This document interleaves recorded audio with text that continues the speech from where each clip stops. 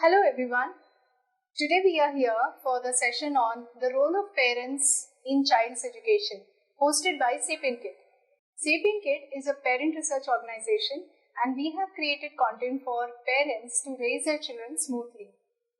Parenting in 2023 has changed. Today companies are opening up and people are working from home as well as from office. So more and more people are going back to office. Who is going to take care of the child's education? This is a big question, and every parent who is planning to start their children's education in recent future is concerned about this big question. Who better to ask this and who better to talk about child's education than an educator herself with years of experience? Let us invite Mrs. Sheetal Karandikar, who has over 20 years of experience as an educator and as a formal headmistress and even as a parent counselor. She runs the Linguist Academy right now and she is an author, an editor and a translator. Welcome, Sheetal. Thank you, Meena, for inviting me here. I'm very happy to be here talking to all of you. Thank you. Now, all said and done, we have to talk about how education of a child is important, and we all as parents would love to have a guidebook, a handbook that we can use to reflect and to revert while creating a plan for our child's education. So let me just ask the first question. With your 20 years of experience, how it has been and what have you observed about parents and what do they look for when they look for planning their child's education? Yes, Meena, I would love to address this and share my experience of over 20 years where I have been interacting with parents almost every day or in these 20 years. So the first and foremost thing that I would like to highlight here is that every parent is born with the child. Before the first child is born, no one is a parent. So I say that is the same age that they share. Now when a parent is born, that is the time when the parent also begins to dream about his or her child. Every parent has a dream, and this dream is that his or her child will grow up to be a capable, responsible, loving, caring human being. And one thing they all share in common is that they know this cannot be achieved without education. Every parent, Meena, values education. And therefore, what happens is, as a child begins to grow. Now, earlier, if I drift myself back into my childhood, it was, say, 4 years of age. Before that, even 6 years of age. But now, if we go to see, there is a drastic transformation where children are stepping into school at 1.5 years of age. Right? So, this is when parents could actually go into a point or mode of relaxation also slightly, where once a child is left at school, they would be a little relaxed because they would know that the school is bringing to them the best of possibilities. Because obviously when parents start looking out for schools, when they start searching schools and when they start talking to people about their experiences, one thing they make sure is that they look out for schools which are reputed, which are good in terms of maybe facilities, in terms of a good comprehensive curriculum, in terms of teachers. So what they try to do is they try to seek a foundation wherein a child can grow up to be capable. Now, while they are doing this, they must also keep in mind, that what they are thinking is not illogical, but that is not the only means through which their child is going to get educated. Because definitely it is the dream of every parent that the child stands out in a group, that their child grows up to stand out in a group.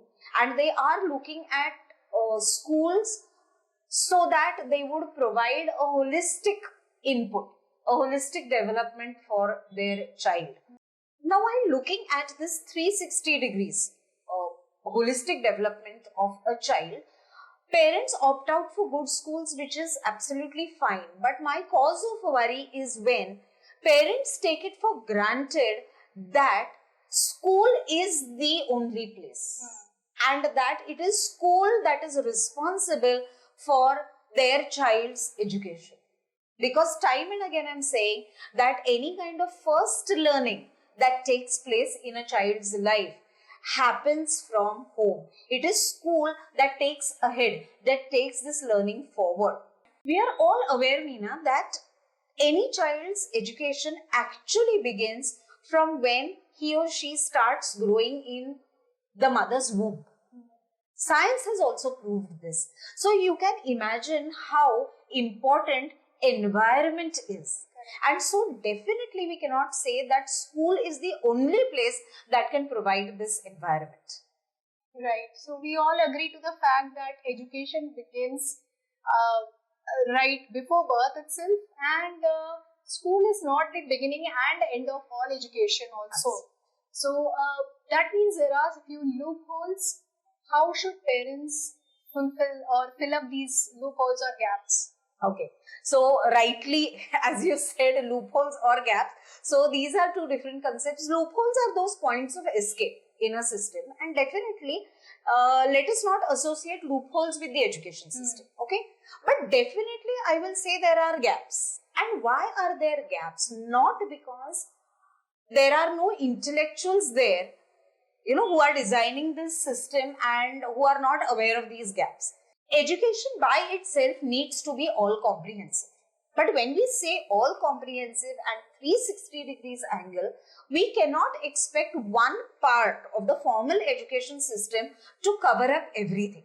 And therefore, what it cannot cover leaves those gaps, which parents will make up for. Right. Okay, so that is the role of parents, which is absolutely essential. So therefore, this formal system of education is a part of the comprehensive system, and parents need to accept that they are equally strong pillars in this system of education. Time and again you will hear parents speaking of how should we spend time with children, in what way should we keep them engaged, and then they are counseled that they should be giving quality time.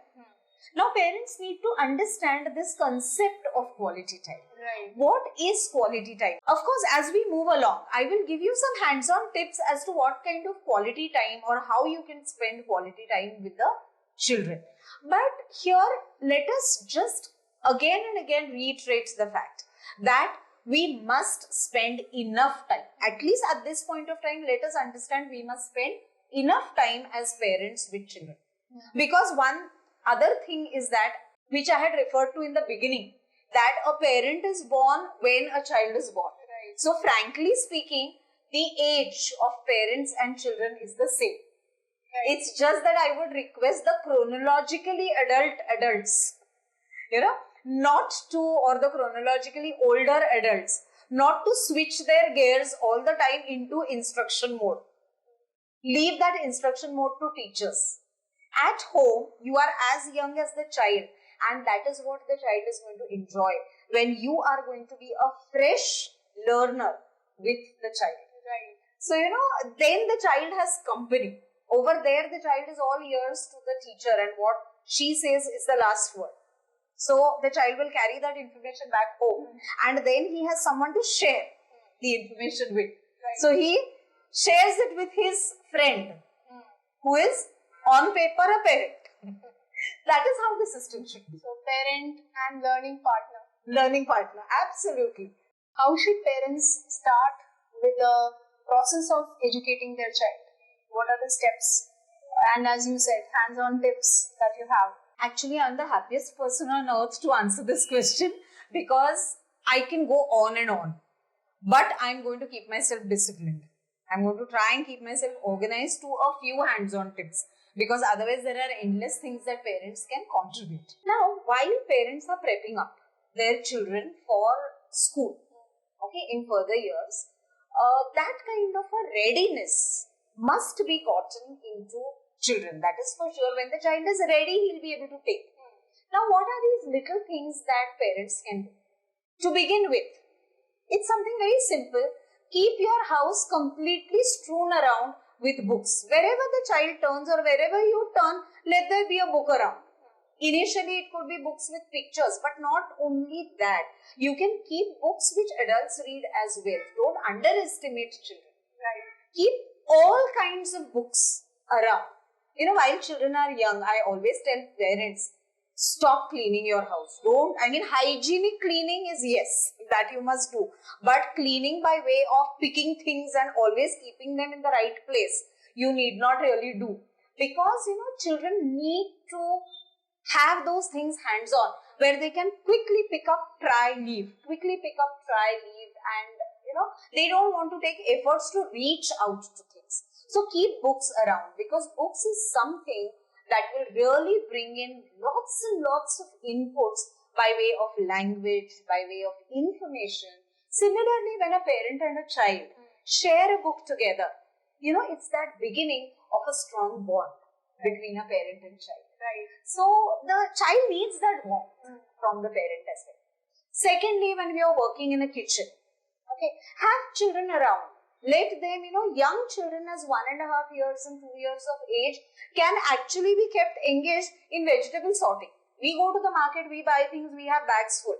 Just have one sample in different bowls and let them match the sample and sort vegetables. Once they're able to hold their grip over spoons and handles of cups, they can help you with measuring things. Now, all these are pre-math skills. Right. These are analytical skills. They are pre-math skills which they help you with. Right. I spoke about language. I spoke about maths. Come to science. Small bits of germination. Activities with germination. Don't let a rotten onion be lying around. Just pick it up, bury it in the soil, in a small pot at home, and let the children see what happens. So you're sowing seeds of science there. Then moving ahead, speaking of history and geography, which they will learn only in later years of life. Take them out, not virtually, physically. That needs to be said now. But take them out to forests, to fields, to farms, to dams, to forts. And while you're on the way, keep talking to them. That is going to open up their ears and minds to the basics of history and geography. And then there's the civic responsibility, where actually education means to sensitize children to the society around. Because after all, whatever they learn and bring into practice when they grow up, it is going to be not only for themselves but also for the society. So when you are on a drive, on a two-wheeler, in a car, wherever, you stop at a signal, talk about the colors of the signal, talk about why, when, where, how. Talk about the what ifs, that you break a signal, what happens. Don't be under the fear that you will traumatize children. Keep it natural and stop the subject when it needs to. Don't overdo anything. So these are small things. They'll see beggars at the signal and they will want to ask why they are begging. Don't try to make up stories. You can point blank tell them at that point of time, I don't know the reason really why. And I cannot just give them money like that. But maybe we can try to find out someone who can give them some kind of work. So sensitize them. Don't take them into any kind of a false world. So these are little things that parents can bring into practice. And one warning, definitely, don't underestimate children. Talk to them like adults. Because at their age, they are old enough for them. And at your age also, I told you, you are as old as your children. So if you talk to them as a child, you are a child as well. Don't forget that. That's so well put and well analyzed. And why not? After all these years of experience speak for themselves. So with this, we would like to wrap up the session. And I'm sure all you new parents have got a nice little handbook here in the form of this video. Thank you, Mrs. Sheetal Karandikar, for spending time with us and enlightening us and the new parents who are planning to start their children's education sometime in the future. Thank you, Meena, so much. And I really want to compliment SapienKid as a team. Because parents, it is not only that my contribution right now is restricted to this interview. I have been part of this process, and let me tell you that I have read every page of the book, all 52 books which are in this series, and everything that came straight from my heart, I found it being reflected on the pages of these books, which is actually the reason why I am wholeheartedly sitting here and talking to all of you today. So I congratulate the entire team once again. Thank you so much. With this, we shall be wrapping up this session. Please follow us on all our social media handles and definitely on YouTube, where this video will be posted and uploaded. So if you have not liked and shared or even subscribed our channel yet, please subscribe it right away and click on that bell icon so that you can get an instant update whenever we upload this video and many other videos in the coming future. So thank you once again. Till the next video, till the next webinar, stay tuned. Bye. Bye-bye.